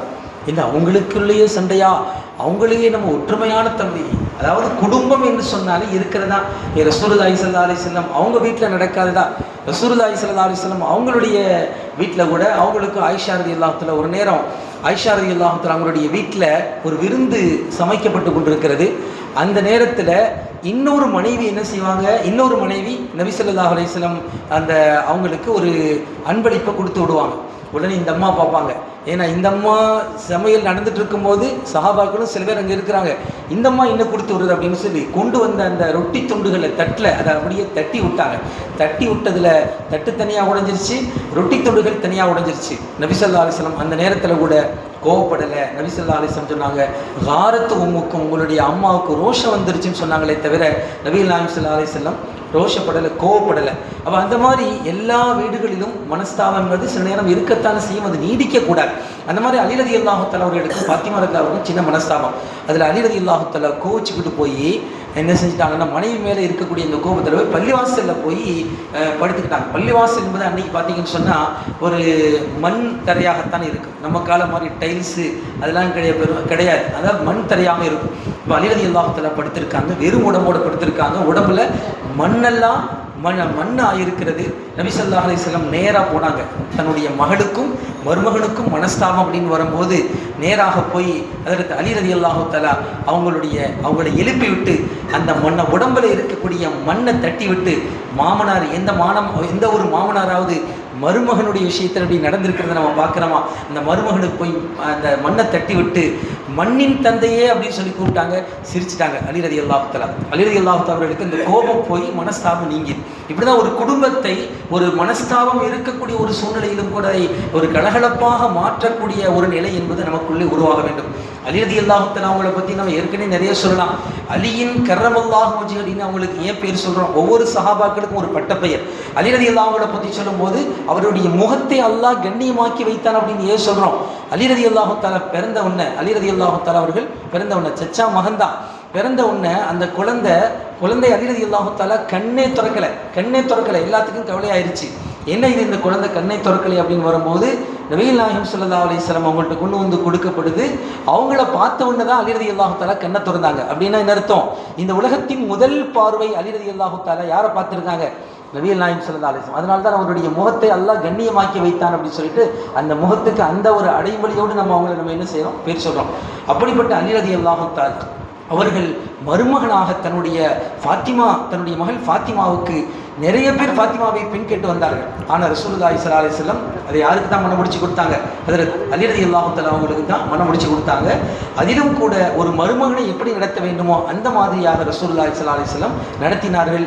இதெல்லாம் ஒரு நகைச்சுவையான பேச்சு தான். மண்ணின் தந்தையே அப்படின்னு சொல்லி கூப்பிட்ட உடனே கோபமெல்லாம் போய் என்ன ஆயிடுச்சு? அவர்களுக்கு அந்த சிரிப்பு வந்து விட்டது. அதெல்லாம் நம்ம பார்க்குறோம். அது மாதிரி ரசூலுல்லாஹி ஸல்லல்லாஹு அலைஹி வஸல்லம் அவர்கள் ஏழைகளோடு கலந்திருந்தார்கள். ஏழைகளாக பார்க்க மாட்டாங்க. நபி ஸல்லல்லாஹு அலைஹி வஸல்லம் துஆ செஞ்சாங்க, யா அல்லாஹ் ஏழைகளோடு என்னை வாழச் செய்வாயாக, ஏழைகளோடு என்னை எழுப்புவாயாக. இந்த துஆ ரசூலுல்லாஹி ஸல்லல்லாஹு அலைஹி வஸல்லம் செய்திருக்கிறார்கள் என்று சொன்னால் நம்ம பார்க்குறோம். ஏழைகளோடு சர்வசாதாரணமாக பழகக்கூடிய நல்ல ஒரு குணம் யார்கிட்ட இருந்துச்சு? ரசூலுல்லாஹி ஸல்லல்லாஹு அலைஹி வஸல்லம் அவங்கள்ட்ட இருந்தது. அந்த வகையிலே ஒரு காய்கறி வியாபாரியை பற்றி நீங்கள் கேள்விப்பட்டிருக்கலாம். அவர் பேர் ஜாஹிர் இப்னு ஹராம். கிராமத்திலிருந்து காய்கறியை கொண்டு வருவார். கொண்டு வந்து என்ன செய்வார் அப்படின்னு சொன்னால், நபி ஸல்லல்லாஹு அலைஹி வஸல்லம் அவங்கள்ட்ட எப்போ அவர் மார்க்கெட்டுக்கு மதீனா கொண்டு வந்து சந்தைக்கு வந்தாலும் முதல்ல நபி ஸல்லல்லாஹு அலைஹி வஸல்லம் அவங்களை தேடி வந்து சில காய்கறிகளை அன்பளிப்பாக கொடுத்துட்டு அதுக்கப்புறம் தான் அவர் மார்க்கெட்டுக்கு போய் வியாபாரம் செய்ய போவார். அவர் ஒரு நீக்குறோன்னா உங்களுக்கு தெரியும், பார்க்கறதுக்கு எப்படி இருப்பார்? நல்ல கருப்பா, அதாவது ஒரு ரொம்ப கருப்பர்கள் நீங்கள் பார்த்துருப்பீங்க. கருப்பர்கள் நீக்குற ஹஜ்ஜுக்கெல்லாம் போனீங்க, உம்ராவுக்கு போகிற நேரத்தில் நீங்கள் பார்த்துருக்கலாம், கருகருன்னு இருப்பாங்க. அவங்களுடைய உடம்பெல்லாம் பார்த்தீங்கன்னா அவர்கள் நீக்குரோக்கள் பார்ப்பதற்கு அழகாகவே இருக்க மாட்டார்கள். அப்படிப்பட்ட ஒரு நீக்குரோ தான் இந்த ஜாஹிர் இப்னு ஹராம் ரலியல்லாஹு அன்ஹு ஒரு நபித்தோழர், ஒரு கிராமவாசி. வழக்கம் போல ஒரு நேரத்தில் கிராமத்திலிருந்து அவர் என்ன செய்கிறாரு? ஒரு காய்கறிகளை எடுத்துக்கொண்டு வந்து நபி ஸல்லல்லாஹு அலைஹி வஸல்லம் அவங்கள்ட்ட அவர் கொடுக்குறாரு. கொடுத்து அன்பளிப்பாக கொடுத்துட்டு அவர் வந்து என்ன செய்கிறாருன்னா மார்க்கெட்டுக்கு வியாபாரம் செய்ய போகிறார். நபிகள் நாயகம் ஸல்லல்லாஹு அலைஹி வஸல்லம் மார்க்கெட்டுக்கு போகிறாங்க. நபிகள் நாயகம் ஸல்லல்லாஹு அலைஹி வஸல்லம் பள்ளிவாசலுக்குள்ளே இமாமாக மட்டும் இருக்கலை, சில நேரம் கடைவீதிகளுக்கு போவாங்க. கடைவீதியை ஒழுங்காக வியாபாரம் நடக்குதான்னு செக் பண்ணுவாங்க. வியாபாரம் நடந்தால் அதை வந்து ஏற்றுக்கொள்வார்கள். வியாபாரத்தில் ஏதாவது மோசடிகள் செய்தால் அதை கண்டிக்கவும் செய்வார்கள். நபி ஸல்லல்லாஹு அலைஹி வஸல்லம் சொன்னாங்களா இல்லையா? ஒரு வியாபாரி உண்மை பேசினால் அல்லாஹ் தஆலா அவருக்கு பரக்கத் செய்வான். ஒரு வியாபாரி ஒரு வாங்கக்கூடியவரும் விற்கக்கூடியவரும் உண்மை பேசினால் அல்லாஹ் அவர்களுக்கு பரக்கத் செய்வான். ஆனால் ரெண்டு பேரும் யாராவது ஒருவர் பொய் பேசினால் அல்லாஹ் அவர்களுடைய பரக்கத்தை நீக்கி விடுவான் அப்படின்னாங்க நபி ஸல்லல்லாஹு அலைஹி வஸல்லம். இதை சொல்லும் போது நமக்கு புரியணும், என்னங்க வியாபாரி பொய் சொல்றதை நம்ம புரிஞ்சிக்க முடியுது. வியாபாரி என்ன பொய் சொல்லுவார்? ஒரு 10 ரூபாய்க்கு ஒரு பொருளை வாங்கி 15 ரூபாய்க்கு அவருக்கு 5 ரூபா லாபம் வச்சு விற்க நினைக்கிறார். சரி கொஞ்சம் கூட சொல்லுவோமே, 200 ரூபாய்க்கு ஒரு பொருளை வாங்கி அதை வந்து 300 ரூபாய்க்கு விற்க நினைக்கிறார். 100 ரூபா லாபம் வாக்க நினைக்கிறார். இப்போ ஒரு ஆள் வர்றான். ஒரு வரும்போது அதை வந்து அந்த பொருளுக்கு ரேட்டு கேட்கும்போது ஒன்று எனக்கு அவர் அந்த ஆள் கம்மியாக கேட்குறாருன்னு சொன்னால் பேசாமல் எனக்கு இவ்வளோ முடியாதுங்க, என்னால் 300 ரூபா தான் கொடுக்க முடியும் அப்படின்னு சொல்ல முடியும். எனக்கு கிடைக்கிறதே 20 ரூபா தான் அப்படின்னு ஒரு பொய் சொன்னால் என்ன அர்த்தம்? அப்படி தான் அப்படி வாங்குவாங்க. ஆனால் உண்மையிலே இவருக்கு என்ன கிடைக்கும்? 100 ரூபா லாபம் கிடைக்கும். 100 ரூபா லாபம் கிடைக்கும். ஆனால் இவர் சும்மாவது பொய் சொல்லி வியாபாரம் செய்தால் அந்த வியாபாரத்தில் அல்லாஹ் தஆலா பரக்கத்தை நீக்கி விடுவான். அதே மாதிரி இது நமக்கு புரிகின்றது. ஆனால் வாங்குற ஒரு பொய் சொல்றதுனா என்ன? ஒரு விற்பனை நடக்கும்போது வாங்குற ஒரு பொய் சொன்னால் அல்லாஹ் பரக்கத்தை எடுத்துருவோம் அப்படின்னு என்ன அர்த்தம்? வாங்குற ஒரு பொய் சொல்வார். உதாரணத்துக்கு அவர் சில பேர் பாருங்க, ஒரு பொருளை வாங்குறதுக்குள்ள 2-3 கடையில் விசாரிச்சுட்டே வருவாங்க. எந்த கடையில் காசு கம்மியாக இருக்குது, அதையெல்லாம் இருக்கிற பழக்கம் தான். அந்த மாதிரி வந்து 2-3 கடையில் விசாரிச்சுட்டு வந்து 3வது கடையில் வந்து ஒரு பொருளை அந்த கடைக்காரர் 50 ரூபா சொல்கிறாருன்னு வைங்களேன். உதாரணத்துக்கு இப்போ தான் அந்த கடையில் போய் கேட்டு வந்தேன், இதே பொருள் 30 ரூபாய்க்கு சொன்னார் அப்படின்னு சும்மாவாவது பொய் சொல்கிறது. சும்மாவாவது என்ன செய்கிறது? பொய் சொல்கிறது. அப்போ தான் நமக்கு இவர் வந்து வியாபாரி நம்பி சரி பக்கத்து கடைக்காரன் 30 ரூபாய் கொடுத்தாலும் கொடுத்துட்டு போனோம் அப்படின்னு சொல்லிட்டு சரி பரவாயில்ல போகட்டும் அப்படின்னு சொல்லி லாபம் கம்மியாக கொடுத்தால் இங்கே அந்த வாங்கக்கூடிய நபருக்கு அல்லாஹ் தஆலா பரக்கத் செய்ய மாட்டார். இதெல்லாம் நம்ம வியாபாரத்தில் நிறைய நம்ம பார்க்குறோம். வியாபாரத்தில் பொய் சொல்லாமல் இருக்கிறதுக்கு உண்மையிலே பெரிய ஜிஹாத் அப்படின்னு சொல்லலாம், பெரிய தியாகம் என்று சொல்லலாம். அதனால் ரசூலுல்லாஹி ஸல்லல்லாஹு அலைஹி வஸல்லம் கடைவீதிக்கு போவாங்க. கடைவீதிக்கு போனால் அங்கே வந்து செக் பண்ணுவாங்க. ஒரு தடவை ஒரு வியாபாரி கோதுமை வியாபாரம் செய்து கொண்டிருந்தார். கீழே கையை விட்டு பார்த்தாங்க. நபி ஸல்லல்லாஹு அலைஹி வஸல்லம் பார்த்தா ஈரமாக இருந்துச்சு, மேலே காஞ்சிருந்துச்சு, கீழே ஈரமாக இருந்துச்சு. என்னதுன்னு கேட்டாங்க நபி ஸல்லல்லாஹு அலைஹி வஸல்லம். யா ரசூலுல்லாஹ், நேற்று வந்து நான் கோதுமையை காய போட்டிருந்தேன், அதில் மழை வந்துருச்சு, மழை வந்ததில் ஈரமாயிருச்சு, அதனால் நான் சரியாக காய போட்டேன், ஆனால் கொஞ்சம் காஞ்ச பின்னாடி நான் உடனே எடுத்துகிட்டு வந்துட்டேன் அப்படின்னு சொல்லும்போது அப்போ நபி ஸல்லல்லாஹு அலைஹி வஸல்லம் சொன்னாங்க, உண்மையாக நீங்கள் அப்படி இருந்தால் என்ன செய்யணும் தெரியுமா? ஈரமான கோதுமையை தனியாக வைக்கணும், காஞ்ச கோதுமையை தனியாக வைக்கணும். ஏன்னா ஈரமான கோதுமை கொஞ்சம் எடை அதிகமாக காட்டும், அதே மாதிரி காஞ்ச கோதுமை எடை குறைவாக இருக்கும். இதனால் யார் பாதிக்கப்படுவா? வாங்கக்கூடியவர் தான் பாதிக்கப்படுவார். இதெல்லாம் நபிகள் நாயகம் ஸல்லல்லாஹு அலைஹி வஸல்லம் காட்டி தந்த வழிமுறை. அதனால் வியாபாரம் என்று சொன்னாலே நாம் நேர்மையாக இருக்க வேண்டும். வியாபாரத்தில் சில நேரம் இப்படி சில தந்திரங்கள் செய்வது எல்லாம் பழக்கம்தான். ஆனால் வியாபாரம் என்பது லாபம் வைப்பது கூட நம்முடைய மார்க்கம் தவறு என்று சொல்லவில்லை. ஆனால் அதில் கூட நபி ஸல்லல்லாஹு அலைஹி வஸல்லம் சொன்னாங்க, யார் ஒரு குறைந்த லாபத்துக்கு வியாபாரம் செய்கிறார்களோ அல்லாஹ் தஆலா அவர்களுக்கு பரக்கத் செய்வான். அல்லாஹ் தஆலா அவர்களுக்கு வேறு வகையில் அல்லாஹ் தஆலா பரக்கத் செய்வான். லாபம் வைக்கிறதுல தவறு கிடையாது. உதாரணத்துக்கு ஒரு நகைச்சுவையாக ஒரு விஷயம் சொல்லுவாங்க. ஒரு பஸ் ஸ்டாண்டில் ஒரு பஸ்ஸில் ஒரு பையன், ஒரு முதியவர், ஒரு வயதான முதியவர் என்ன செய்கிறாருன்னு சொன்னால் ஒரு கூடையில் ஆப்பிளை வச்சுக்கிட்டு என்ன செய்கிறாரு, வியாபாரம் செய்ய போகிறார். அவர் பஸ்ஸு ஃபுல்லாக அப்படியே ரவுண்ட் அடிக்கிறாரு. அவர் கேட்குறாங்க, ஒரு ஆப்பிள் எவ்வளோப்பா அப்படின்னு கேட்குறாங்க. ஒரு ஆப்பிள் 30 ரூபா, 5 ரூபா குறைச்சி கொடுப்பா. எப்போ கேட்குறது பழக்கம் தானே, 25 ரூபாய்க்கு கொடுப்பா அப்படின்னா, இல்லை முடியாது, ஒரே ரேட்டு தான், 30 ரூபா தான் அப்படின்னு சொல்லிட்டு என்ன செஞ்சிட்டாரு, கடைசியில் ஒரு ஆப்பிள் கூட விற்கல. அந்த கூடையை எப்படி கொண்டு போனாரோ அதே மாதிரி பஸ்ஸை விட்டு இறங்கிட்டார். இவர் அந்த வயதான ஒரு முதியவர். இன்னும் கொஞ்ச நேரம் கழிச்சு ஒரு வாலிப பையன் போனான். அதே மாதிரி ஒரு கூடையை வச்சுக்கிட்டு என்ன செஞ்சான், பஸ்ஸில் ஏறினான். அவங்ககிட்ட அதே அவனும் எவ்வளோன்னு கேட்டாங்க. ஒரு ஆப்பிள் எவ்வளோப்பா? 30 ரூபா அப்படின்னா. 25 ரூபாய்க்கு கொடுப்பா அப்படின்னு உடனே சரி ஓகே அப்படின்னு சொல்லிட்டு 5 ரூபா குறைச்சி கொடுத்த உடனே மலமலன்னு அத்தனை ஆப்பிள் வித்துருச்சு. அந்த காலி கூடையோட அவன் இறங்குறான். இப்போ இந்த ரெண்டையுமே கவனித்து கொண்டிருந்த ஒரு தூரத்தில் பார்த்து கொண்டிருந்த ஒரு நபர் அந்த வயசான ஆளை பார்த்து கேட்குறாரு, அந்த வாலிபப்பை எவ்வளோ விவரமாக வியாபாரம் பண்ணுறான், போனால் 5 ரூபா குறைச்சி கொடுத்தா என்ன, எல்லாம் வித்துருச்சா இல்லையா, நீ தான் இருக்க, ஒரு 5 ரூபா குறைச்சி கொடுக்காம நீ ஒன்றுமே உனக்கு வியாபாரம் ஆகலையே. அவன் சொன்னாரான், கூட ஒன்று தான், அவன் என் பையன்தான், வேறு யாரும் இல்லை. நான் பஸ்ஸில் ஏறுவேன், 30 ரூபா நான் சொல்லுவேன், யாரும் வாங்க மாட்டாங்க. அடுத்து அதே கூடையை வச்சுக்கிட்டு என் பையன் ஏறுவான், 5 ரூபா குறைச்சி சொல்லுவான், வித்துரும். இதெல்லாம் வியாபாரத்தினுடைய தந்திரம் அப்படின்னு சொன்னாரான். இந்த மாதிரி வியாபாரத்தில் பலவிதமான தந்திரங்கள்லாம் இருக்குது. நம்முடைய மார்க்கம் பொய் சொல்வதை நம்முடைய மார்க்கம் ஏற்றுக்கொள்ளாது. பொய் சொல்லக்கூடாது, ஏமாற்றக்கூடாது. ஆக இந்த காய்கறி வியாபாரம் பற்றி நான் சொன்னேன். காய்கறி வியாபாரி ஜாஹிர் பின் ஹராம் ரலியல்லாஹு தஆலா நீக்ரோ, பார்ப்பதற்கே அவள் அழகாக இருக்க மாட்டார். ஆனால் அவர் மார்க்கெட்டில் வியாபாரம் செய்து கொண்டிருக்கிறார். வியாபாரம் செய்து கொண்டிருக்கக்கூடிய நேரத்தில் யாரோ பின்னாடி கட்டி பிடிக்கிற மாதிரி இருக்குது. அதையும் முதுகோடு சேர்த்து கண்ணாமூச்சின்னு விளையாட பார்த்தீங்களா, அந்த மாதிரி முதுகுக்கு பின்னால் யாரோ கண்ணை பொத்துறாங்க. என்னடா இது அவருக்கு ஆச்சரியமாக இருக்குது, என்ன நம்முடைய வாழ்க்கை இதுவரைக்கும் நம்மகிட்ட யாரும் இப்படி நடந்துக்கிட்ட மாதிரி சரித்திரமே கிடையாதே, யார் இது அப்படின்னு திரும்பி பார்த்தா ரசூலுல்லாஹி ஸல்லல்லாஹு அலைஹி வஸல்லம். ரசூலுல்லாஹி ஸல்லல்லாஹு அலைஹி வஸல்லம் உடம்பிலேயே கஸ்தூரி வாசம் இருக்கும். அப்படியே அந்த கைகளை அப்படியே சேர்த்து அணைத்து கொண்டார். வேறு யாரும் என்னை இப்படி கட்டி பிடிச்சதில்லை, நபிகள் நாயகம் ஸல்லல்லாஹு அலைஹி வஸல்லம் என்னை இப்படி கட்டி பிடிக்கிறார்கள் அப்படின்னு சொன்னோன்னே நபி ஸல்லல்லாஹு அலைஹி வஸல்லம் தமாஷா கேட்டாங்க, இந்த அடிமை யாராவது விலைக்கு வாங்குறீங்களா அப்படின்னு கேட்டாங்க. இதெல்லாம் தமாஷ். நபி ஸல்லல்லாஹு அலைஹி வஸல்லம் எப்படியெல்லாம் தோழர்கள்கிட்ட சஹாபாக்கிட்ட நகைச்சுவையாக பேசுகிறாங்க, இது யாராவது விலைக்கு வாங்குறீங்களா? அப்போ அவர் நபித்தோழர் சொன்னார், அந்த காய்கறி வியாபாரி சொன்னார், யார சொல்லார், நானும் ஒரு நீக்ரோ, நான் ஒரு கருப்பன், சும்மா கொடுத்தா கூட என்னை யாரும் வாங்க மாட்டாங்க அப்படின்னு சொன்ன உடனே ரசூலுல்லாஹி ஸல்லல்லாஹு அலைஹி வஸல்லம் அந்த வியாபாரியை பார்த்து சொன்னாங்க, லஸ்த இன்தல்லாஹி பிகாசிரின், நீங்கள் அப்படி நினைத்து கொண்டிருக்கலாம், அல்லாஹ்விடம் நீங்கள் உயர்ந்தவர் தான், அல்லாஹ்விடம் நீங்கள் சாதாரண மனிதர் கிடையாது அப்படின்னு நபி ஸல்லல்லாஹு அலைஹி வஸல்லம் அந்த நபித்தோழரை பார்த்து சொன்னாங்க. அப்போ அவருக்கு பின்னாடி போய் ஒரு நபி, அல்லாஹ்வுடைய இந்த படைப்புகளையே சிறந்த படைப்பு, எல்லா மனிதர்களுக்கும் தலைவர், எல்லா படைப்பினங்களுக்கும் தலைவர். ஆனால் அப்படிப்பட்ட ரசூலுல்லாஹி ஸல்லல்லாஹு அலைஹி வஸல்லம் அந்த சாதாரண காய்கறி வியாபாரியை போய் பின்னாடி அப்படி கட்டி பிடிக்கிறாங்க அப்படின்னு சொன்னால் இது எவ்வளோ ஒரு ஏழைகளோடு ஏழையாக ரசூலுல்லாஹி ஸல்லல்லாஹு அலைஹி வஸல்லம் தன்னை காட்டி கொண்டு இருக்கிறார்கள். கொஞ்சம் கூட பெருமை என்பது கிடையாது, கொஞ்சம் கூட அந்த ஈகோ என்பது கிடையாது, எனக்கென்று தனியாக அந்த மாதிரிலாம் கிடையாது. நபிகள் நாயகம் ஸல்லல்லாஹு அலைஹி வஸல்லம் கலகலப்பாக பேசுவாங்க. ஃபஜ்ர் தொழுகை முடிச்ச பின்னாடி சஹாபாக்கள் பக்கம் திரும்பி உட்காருவாங்க. இன்னைக்கும் பல மஸ்ஜிதுகள் அந்த பழக்கம் இருக்கு. ஃபஜ்ர் தொழுகை முடிந்தவுடன் கொஞ்ச நேரம் ஏன் பயான் பேசப்படுகின்றது, எல்லாம் நபிகள் நாயகம் ஸல்லல்லாஹு அலைஹி வஸல்லம் கற்றுத்தந்த பழக்கம் தான். அப்போ அந்த மாதிரி ரசூலுல்லாஹி ஸல்லல்லாஹு அலைஹி வஸல்லம் திரும்பி உட்காருவாங்க. கொஞ்ச நேரம் நல்ல விஷயங்கள், மார்க்க விஷயங்கள் பேசப்படும்.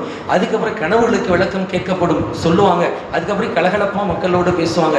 இஷ்ராக்கு தொழுகை நேரம் வரைக்கும் அப்படியே கொஞ்ச நேரம் தொழுதுட்டு இஷ்ராக் நேரம் வந்தவுடன் இஷ்ராக் தொழுதுட்டு அங்கிருந்து போவாங்க.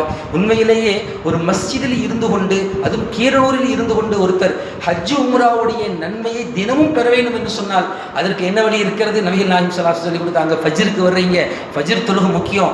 ஃபஜ்ர் தொழுகை தான் ரொம்ப முக்கியமான தொழுகை. எல்லா தொழுகை விட ஃபஜ்ர் தொழுகைக்கு எப்படியாவது கஷ்டப்பட்டு நம்ம வந்தாகணும். ஏன்னா ஃபஜ்ர் தொழுகை என்பது 2 மலக்குமார்கள் சந்திக்கக்கூடிய இடம். அப்போ அந்த மாதிரி ஃபஜ்ர் தொழுகைக்கு யார் வந்து ஃபஜ்ர் தொழுகைக்கு பின்னால் யார் அந்த கொஞ்ச நேரம் அப்படியே அதே இடத்தில் அமர்ந்து திக்ரு செய்து அல்லது குர்ஆன் நல்ல விஷயங்கள் ஈடுபட்டு அந்த சூரியன் உதயமாகி கொஞ்ச நேரம் ஆனவுடன் இஷ்ராக்குடைய நேரத்தில் யார் இஷ்ராக் தொழுகின்றார்களோ தினமும் ஹஜ் உம்ரா செய்த நன்மை அல்லாஹ் தஆலா அவர்களுக்கு தருகின்றார்.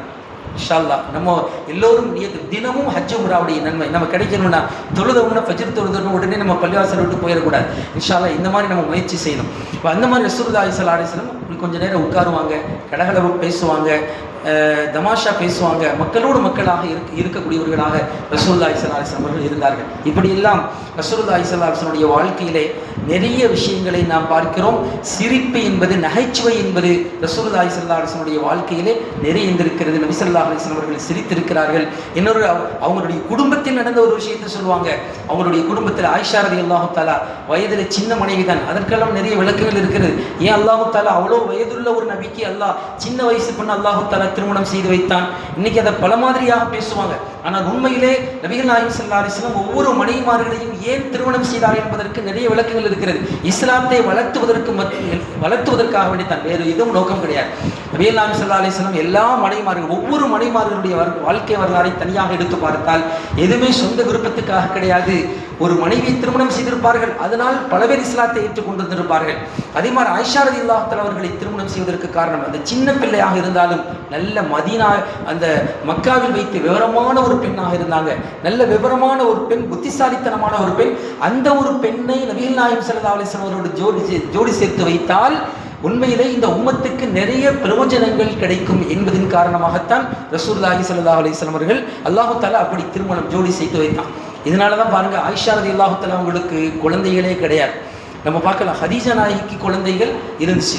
ஆனால் நபிகள் நாயகம் ஸல்லல்லாஹு அலைஹி வஸல்லம் அவர்களுக்கும் ஆயிஷா ரலியல்லாஹு தஆலா அவர்களுக்கும் குழந்தைகள் இருந்துச்சா? எந்த ஒரு குழந்தையும் கிடையாது. அது ஆயிஷா ரலியல்லாஹு தஆலா இவங்க சொல்லுவாங்க, அல்லாஹ் எங்களை சேர்த்து வைத்ததே கல்விக்காக வேண்டித்தான். நான் நினைச்சிருந்தா, அல்லாஹ் நாடி இருந்தால் நபி ஸல்லல்லாஹு அலைஹி வஸல்லம் மூலமாக நிறைய குழந்தைகளை நான் பெற்றெடுத்திருக்க முடியும். ஆனால் என்னை அல்லாஹ் அவர்களோடு ஜோடி சேர்த்து வைத்தது கல்விக்காக, மார்க்கத்துக்காக, ஆன்மீகத்தை நான் அவர்களிடமிருந்து கற்றுக்கொண்டு உலகத்துக்கு பரப்ப வேண்டும் என்பதற்கு நான் அல்லாஹ் எங்க சேர்த்து வச்சான். அதே மாதிரி நடந்துச்சு. நிறைய விளக்கங்களை சஹாபாக்கள் யார்கிட்ட கேட்பாங்க? ஆயிஷா ரலியல்லாஹு தஆலா. நபி ஸல்லல்லாஹு அலைஹி வஸல்லம் காலத்துக்கு பின்னாடி ஒன்றும் இல்லை, அந்தரங்கமான சில விஷயங்கள் பல பேருக்கு தெரியாது. நம்முடைய முன்துவாரத்திலிருந்து வெளியாகக்கூடிய மணி, மதி, வதி, இந்த மூன்றுக்கும் என்ன வித்தியாசம்? இதை நமக்கு சொல்லிக் கொடுத்தவங்களே யார் தான்? ஆயிஷா ரலியல்லாஹு தஆலா அவங்க தான். மணி என்று சொன்னால் என்ன? இந்திரியம். இது வெளியானால் கண்டிப்பாக குளிக்க வேண்டும். மதி என்று சொன்னால் என்ன? மதி என்று உடலுறவுக்கு முன்னால் ஒரு மனிதனுக்கு ஆசை ஏற்படக்கூடிய நேரத்தில் வெளியாகக்கூடிய சின்ன திரவம், அது வெளியானால் குளிக்க தேவையில்லை, உள் செய்தால் போதுமானது. வதி என்று சொன்னால் என்ன? இந்த வதி என்று சொன்னால் சில பேருக்கு இந்த உடல் ஹீட்டின் காரணமாக, உடல் சூட்டின் காரணமாக சிறுநீர் கழித்த பின்னாடி லேசாக வெண்மையாக ஒரு திரவம் வெளியாகும். அதுக்கு தான் வதின்னு சொல்லுவாங்க. இந்த வதி வெளியானால் குளிக்க வேண்டிய அவசியம் கிடையாது, உது செய்தால் போதுமானது, அந்த இடத்தை கசக்கி கொண்டால் போதுமானது. இந்த விளக்கத்தை நமக்கு சொல்லிக் கொடுத்தவர்கள் யார் தான்? ஆயிஷா ரலியல்லாஹு தஆலா தான். அப்போ அப்படிப்பட்ட ஆயிஷா ரலியல்லாஹு தஆலா அவர்களோடு பல நேரங்களில் நம்ம பார்க்குறோம், ஆயிஷா ரலியல்லாஹு தஆலா அவர்களுக்கும் நபி ஸல்லல்லாஹு அலைஹி வஸல்லம் அவர்களுக்கும் அப்பப்போ சில நேரங்களில் மனஸ்தாபம் என்பது ஏற்படும். ஒரு நேரத்தில் கோவமாக பேசிகிட்டு இருக்காங்க, நபி ஸல்லல்லாஹு அலைஹி வஸல்லம் வீட்டில் இருக்கிறாங்க, அபூபக்கர் ரலியல்லாஹு தஆலா வீட்டை கடந்து போகிறாங்க, பார்த்தா ஆயிஷா அம்மாவுடைய குரல் உயர்ந்திருக்கு, ஆயிஷா அம்மாவுடைய குரல் கொஞ்சம் சத்தமாக கேட்குது. உடனே அபூபக்கர் ரலியல்லாஹு தஆலா கோபப்படுறாங்க, தன்னுடைய நபிகள் நாயகம் ஸல்லல்லாஹு அலைஹி வஸல்லம் சப்தத்தை உயர்த்தி என்னுடைய மகள் பேசி கொண்டிருக்கிறான்னு சொல்லி உள்ளே போய் ஆயிஷா ரலியல்லாஹு தஆலா அடிக்க போகிறாங்க. யாரு? என்ன நபிக்கு முன்னாடி நீ சத்தத்தை உயர்த்தி பேசுறியான்னு சொல்லி ஆயிஷா நாயே தன்னுடைய மகளை அடிக்க போகிறாங்க. நபிகள் நாயகம் ஸல்லல்லாஹு அலைஹி வஸல்லம் சொன்னாங்களா, இது எங்கள் குடும்ப விவகாரம், நீங்கள் தலையிடாதீங்க அப்படின்னு சொன்ன உடனே அபூபக்கர் ரலியல்லாஹு தஆலாவுக்கு ஒரு மாதிரி ஆயிடுச்சு. வெளியே வந்துட்டாங்க, அதாவது கொஞ்சம் சங்கடத்தோடு வெளியே வந்துட்டாங்க. நபி ஸல்லல்லாஹு அலைஹி வஸல்லம் போனோடனே இது எங்கள் குடும்ப விவகாரம், கணவன் மனைவி பிரச்சனை, நீங்கள் தலையிடாதீங்க. கொஞ்ச நேரத்தில் அப்படி எப்படி சமாதானம் ஆயிடுச்சு பாருங்க. நபி ஸல்லல்லாஹு அலைஹி வஸல்லம் அந்த தன்னுடைய மனைவிட்ட சொன்னாங்க, பாத்தியா அந்த முதியவற்றிலிருந்து எப்படி உன்னை காப்பாற்றின பாத்தியா அப்படின்னாங்க. உடனே சிரிச்சிட்டாங்க ஆயிஷா ரலியல்லாஹு தஆலா. அந்த கிழவர் சொன்ன நம்ம என்ன முதியவற்றிலிருந்து உன்னை எப்படி காப்பாற்றின பாத்தியா அப்படின்னு சொன்ன உடனே ஆயிஷா ரலியல்லாஹு தஆலா சிரிச்சிட்டாங்க. கொஞ்ச நேரம் கழிச்சு கொஞ்சம் முன்னாடி சப்தம் கொஞ்சம் பிரச்சனையாக இருந்தது, கொஞ்ச நேரத்திலே சந்தோஷமாக ஆயிடுச்சு, ரெண்டு பேரும் சந்தோஷமாக பேசிட்டு இருக்கிறாங்க. அந்த நேரத்தில் அபூபக்கர் ரலியல்லாஹு தஆலா வர்றாங்க. முதல்ல தான் என்னை விரட்டிட்டீங்க, இப்பயாவது நான் கலந்துக்கலாமா, உங்களுடைய சண்டையில் தான் என்ன சேர்த்துக்கல, உங்களுடைய சந்தோஷத்தில் நான் சேரலாமா, தாராளமாக வாங்க, நாங்கள் நபி ஸல்லல்லாஹு அலைஹி வஸல்லம். இப்படியெல்லாம் குடும்பத்திலும் கூட வெளியிலும் கூட ஒரு கலகலப்பாக ஒரு தமாஷாக பேசி இப்படியெல்லாம் பிரிந்த உறவுகளை சேர்க்கக்கூடிய அந்த ஒரு நல்ல ஒரு திறமை ரசூலுல்லாஹி ஸல்லல்லாஹு அலைஹி வஸல்லம் அவர்களுக்கு அல்லாஹ் தஆலா தந்திருந்தார். இப்போ இவ்வளோ நேரம் நம்ம பேசினதெல்லாம் நபிகள் நாயகம் ஸல்லல்லாஹு அலைஹி வஸல்லுடைய நகைச்சுவை சிரித்த நிகழ்வுகள் அப்படின்னு நம்ம பேசியிருக்கோம்.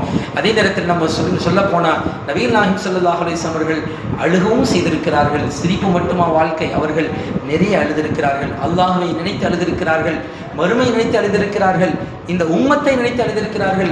சொல்ல போனால் தன்னுடைய சொந்த விஷயமாகவும் அழுதிருக்கிறார்கள், ஆனால் சொந்த விஷயமாக அழுதது குறைவு. இந்த உம்மத்துக்காக மறுமை நினைத்து அல்லாஹ்வுடைய பயத்தின் காரணமாக அழுதுதான் அதிகம். சொந்த விஷயத்துக்கு அழுதிருக்காங்கன்னா ரசூலுல்லாஹி ஸல்லல்லாஹு அலைஹி வஸல்லம் மகனார் நமக்கு தெரியும். நபிகள் நாயகம் ஸல்லல்லாஹு அலைஹி வஸல்லம் மொத்தம் எத்தனை பிள்ளைகள்? 4 பெண் மக்கள், 3 ஆண் மக்கள். இந்த 3 ஆண் மக்களுடைய பெயர் என்ன? அப்துல்லா, காசிம், இப்ராஹிம். இந்த 3 ஆண் மக்களுமே சின்னதிலே வஃபாத் ஆயிட்டாங்க.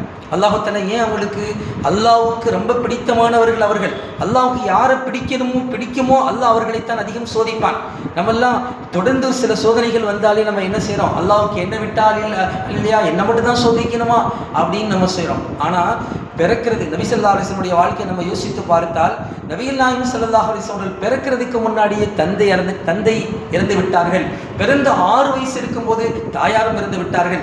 அதற்கு பிறகு 8 வயது இருக்கும்போது தாத்தாவும் இறந்து விட்டார்கள். அதற்கு பிறகு நபிகள் நாயகம் ஸல்லல்லாஹு அலைஹி வஸல்லம் திருமணம் நடந்து அவர்களுக்கு குழந்தைகள் பிறந்தது. 3 ஆண் மக்களும் சின்னதிலே இறந்துட்டாங்க. சரி, 4 பெண் மக்கள் இருந்தாங்க. அந்த பெண் மக்கள் பெரிய வயசு வரைக்கும் இருந்தாங்க. அவர்களுக்கு நபி ஸல்லல்லாஹு அலைஹி வஸல்லம் திருமணம் செஞ்சு கொடுத்தாங்க.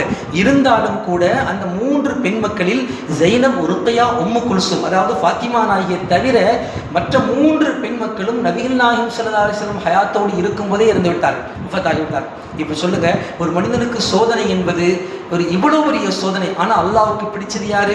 அல்லாஹ்வுக்கு ரொம்ப பிடிச்சது யாரு? நபி ஸல்லல்லாஹு அலைஹி வஸல்லம். அவங்களைத்தான் ரொம்ப பிடிக்கும்.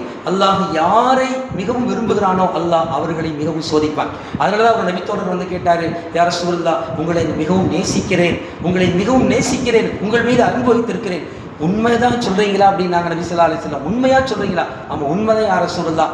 அப்போ சொன்னாங்க, என்னை உண்மையாக நீங்கள் நேசிப்பதாக இருந்தால் எனக்கு சோதனை வந்ததை போல உங்களுக்கு சோதனை வரும், தயாராக இருங்க அப்படின்னாங்க நபி ஸல்லல்லாஹு அலைஹி வஸல்லம். இதான் உண்மையான அன்பு. அந்த மாதிரி நபிகள் நாயகம் ஸல்லல்லாஹு அலைஹி வஸல்லம் வாழ்க்கை முழுவதும் நிறைய சோதனைகள். சின்ன ஆண் குழந்தைகள் அத்தனை பேரும் சின்னதில் இறந்துட்டாங்க. அதில் ஒருத்தர் இப்ராஹிம் என்கிற மகனார் இறந்த போது நபி ஸல்லல்லாஹு அலைஹி வஸல்லம் அழுதாங்க. அழுக வராமையா இருக்கும். நபிகள் நாயகம் ஸல்லல்லாஹு அலைஹி வஸல்லம் வந்தவங்க, யா ரசூலல்லாஹ், நீங்களும் அழுகிறீங்கன்னு கேட்டாங்க. ஒரு சாதி கேட்டால், நீங்களும் அழுகிறீங்க. அவன் நபி ஸல்லல்லாஹு அலைஹி வஸல்லம் சொன்னாங்க, இது இரக்கத்தின் வெளிப்பாடு. ஒரு மனிதனுடைய உள்ளத்தில் இரக்கம் இருந்தால் கண்டிப்பாக என்ன வரும்? அழுகை வரத்தான் செய்யும். இந்த அழுகை இயல்பு, மனிதனுடைய இயல்புன்னு சொன்னாங்க நபிகள் நாயகம் ஸல்லல்லாஹு அலைஹி வஸல்லம். அந்த மாதிரி சொந்த விஷயத்துக்காக அழுத அந்த விவரங்கள் இருக்கு.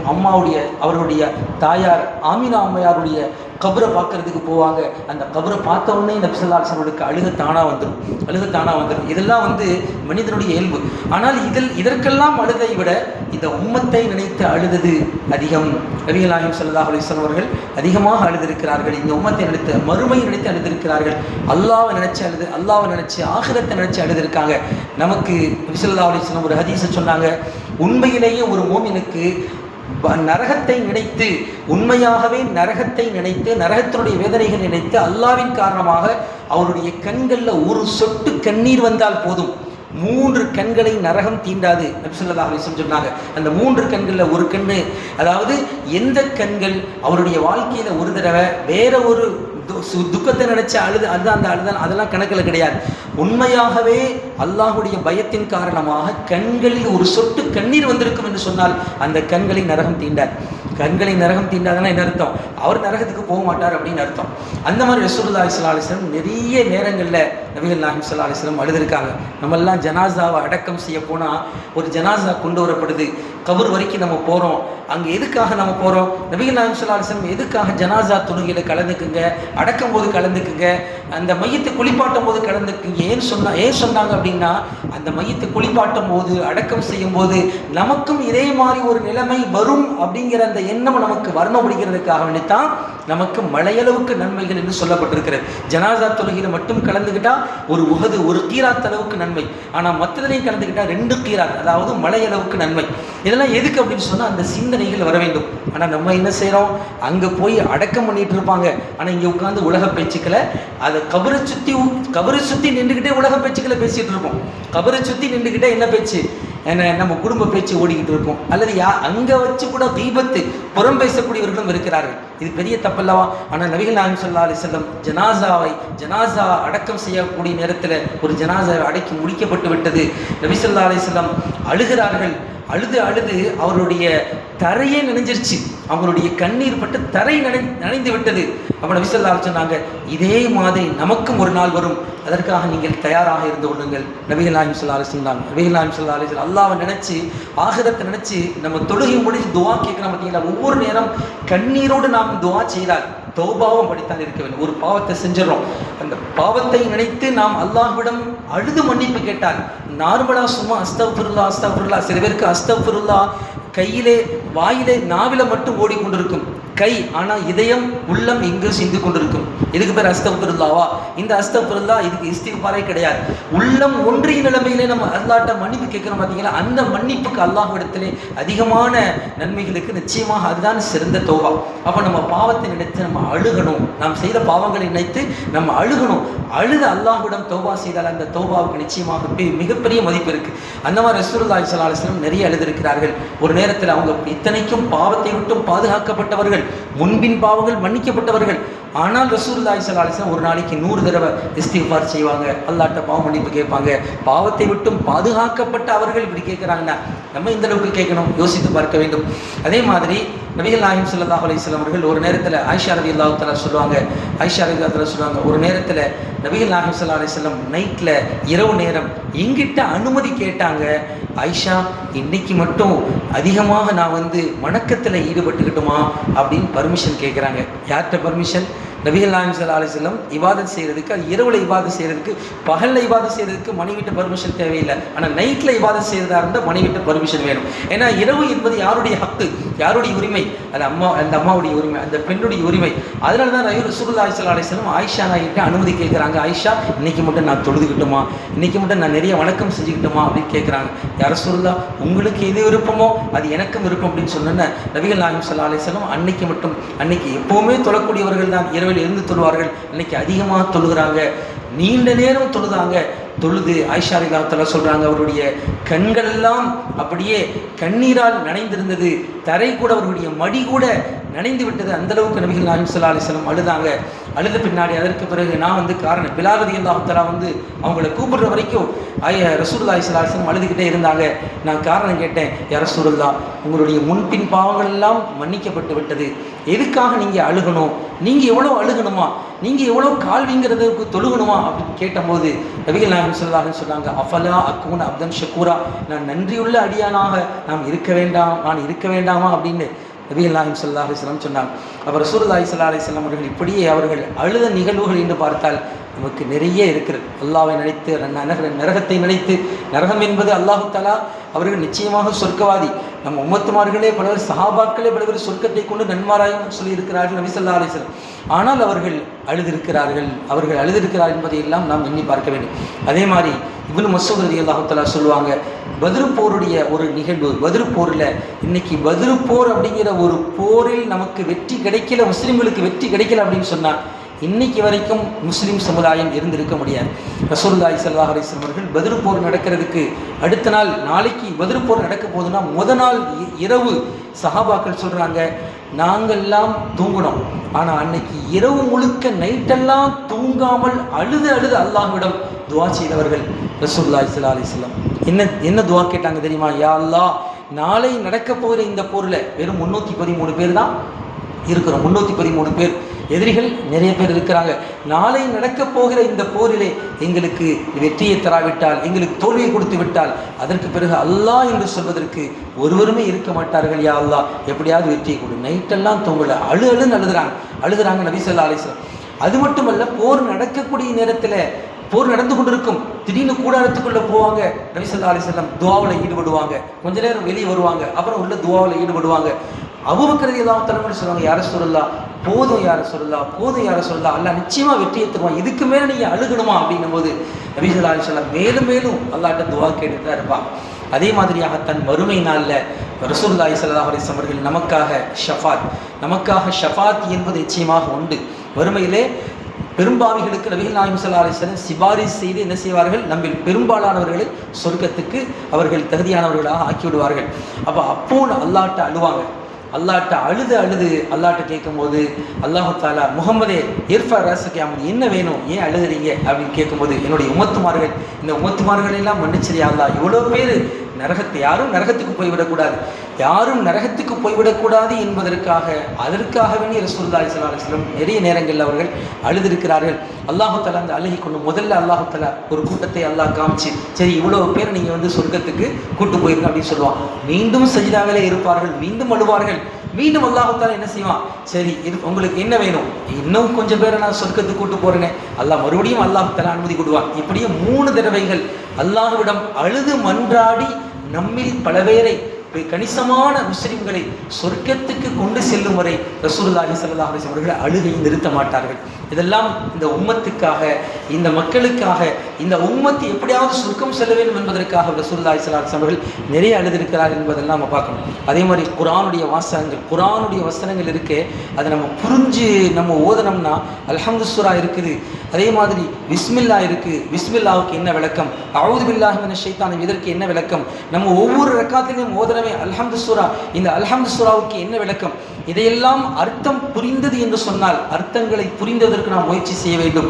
அந்த அர்த்தங்களை புரிந்து தொழுகையிலே அவைகள் ஓதப்படக்கூடிய நேரத்திலே நாம் அந்த ஈடுபாட்டோடு நாம் அல்ஹம்து சூரா ஓதினால் அந்த ரக்காத்துக்கு பவர் அதிகம், அந்த ரக்காத்துக்கு நன்மை அதிகம். ஏதோ இமாம் ஓதுறாங்க, நம்ம அல்ஹம்து சூரா ஓதுறதை நம்ம கேட்குறோம் அப்படிங்கிற இல்லாமல் அந்த அல்ஹம்து சூரா ஓதும்போது இந்த அல்ஹம்துக்கு என்ன விளக்கம், தஃப்சீர் நடக்கும்போது நீங்கள் கேளுங்கள்.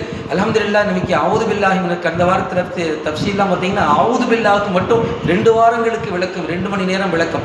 பிஸ்மில்லாவுக்கு மட்டும் கிட்டத்தட்ட பல மணி நேரங்கள் விளக்கம் சொல்ல வேண்டியது இருக்குது. அல்ஹம்து சூராவுக்கு மட்டும் தஃப்சீர் 1 வாரம் பத்தாது, கிட்டத்தட்ட பல வாரங்கள் தஃப்சீர். அவ்வளவு விளக்கங்கள் சூரத்துல் ஃபாத்திஹாவில் இருக்கிறது. அப்போ இந்த விளக்கங்களை எல்லாம் தெரிந்து கொண்டு நாம் இமாம் அல்ஹம்து சூரா ஓதும் போது அந்த சின்ன சின்ன சூறாக்களுடைய அர்த்தங்களை நாம் விளங்கி கொண்டு நாம் இமாம் ஓத அந்த அர்த்தங்களை நம்முடைய மனசில் கொண்டு வந்தோம் வைங்களேன், நிச்சயமாக அல்லாஹ் ஜல்ஷானு தஆலா நாம் தொழக்கூடிய இந்த தொழுகைக்கு அதிகமான நன்மைகளை அல்லாஹ் தஆலா நிச்சயமாக அல்லாஹ் தஆலா தருவான்.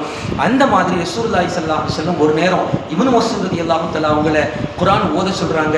நீங்கள் குர்ஆன் ஓதுங்க, நான் கேட்குறேன். உடனே இப்னு மஸ்ஊத் ரலியல்லாஹு தஆலா சொன்னாங்க, யா ரசூலல்லாஹ், உங்கள் மீது குர்ஆன் இறக்கப்படுகின்றது, ஆனால் நீங்கள் ஓதாமல் என்னை ஓத சொல்கின்றீர்களே அப்படின்னு. இல்லை, நீங்கள் ஓதுங்க அப்படின்னு இப்னு மஸ்ஊத் ரலியல்லாஹு தஆலா ஓத ஆரம்பிக்கிறாங்க. ஓத ஆரம்பிக்கும் போது அவங்க ஓத ஆரம்பிக்கும் போது தலையை கீழே தாழ்த்திடுவாங்க, பார்த்தீங்களா, நிமிர்ந்து பார்க்க மாட்டாங்க. இப்னு மஸ்ஊத் ரலியல்லாஹு தஆலா கொஞ்ச நேரம் கழிச்சு ஃபகைஃப இதா ஜீனா மின் குல்லி உம்மத்தின் பிஷஹீதின் அப்படின்னு ஒரு வசனம் வரும். அதாவது நாளை மறுமையிலே இந்த உம்மத்துக்கு சாட்சியாக உங்களைத்தான் நாம் அழைப்போம் அப்படிங்கிற மாதிரி ஒரு வசனம் வரும். இந்த உம்மத்தை பற்றிய ஒரு வசனம். அந்த வசனம் வரக்கூடிய நேரத்தில் இப்னு மஸ்ஊத் ரலியல்லாஹு தஆலா ஓதிட்டு டக்குன்னு தலையை தூக்கி பார்த்தா ரசூலுல்லாஹி ஸல்லல்லாஹு அலைஹி வஸல்லம் கண்கள் அப்படியே அழுது அப்படியே அவங்களுடைய முகமெல்லாம் நனைந்து போயிருக்கும். இந்த மடி நனையக்கூடிய அளவுக்கு நபி ஸல்லல்லாஹு அலைஹி வஸல்லம் அழுதுருப்பாங்க. காரணம் என்ன அப்படின்னு சொன்னால், அந்த ஆயத்து அப்படிப்பட்ட ஆயத்து இந்த உம்மத்துமார்களுக்கெல்லாம் சாட்சியாக என்னை அழைக்கும் போது அங்கே என்ன நடக்குமோ என்று தெரியவில்லை அப்படிங்கிறது கவலையின் காரணமாக ரசூலுல்லாஹி ஸல்லல்லாஹு அலைஹி வஸல்லம் அவர்கள் குர்ஆனுடைய வசனங்களை புரிந்து அதன் காரணமாக அவர்கள் அழுதிருக்கிறார்கள் என்பதையெல்லாம் நாம் பார்க்கிறோம். ஆக இதையெல்லாம் சொல்வதற்கு நோக்கம் என்ன? நம்முடைய வாழ்க்கையிலே அழுகை இருக்க வேண்டும், கலகலப்பாக எல்லோரிடம் பழக வேண்டும். என்னென்ன விஷயங்களை கேட்டோம்? இந்த 12 நாட்களும் நிறைய பயான்களை நம்ம கேட்குறோம். பயான்களை கேட்பது மட்டும் நம்முடைய நோக்கம் அல்ல, ஏதோ விஷயங்களை தெரிந்து கொள்வது மட்டும் நோக்கம் அல்ல. விஷயத்தை தெரிஞ்சுக்கிட்டா மட்டும் பெரிய ஆள் அப்படின்றது தான் இன்னைக்கு இப்லீஸ் தான் பெரிய ஆளாக இருந்திருப்பான்.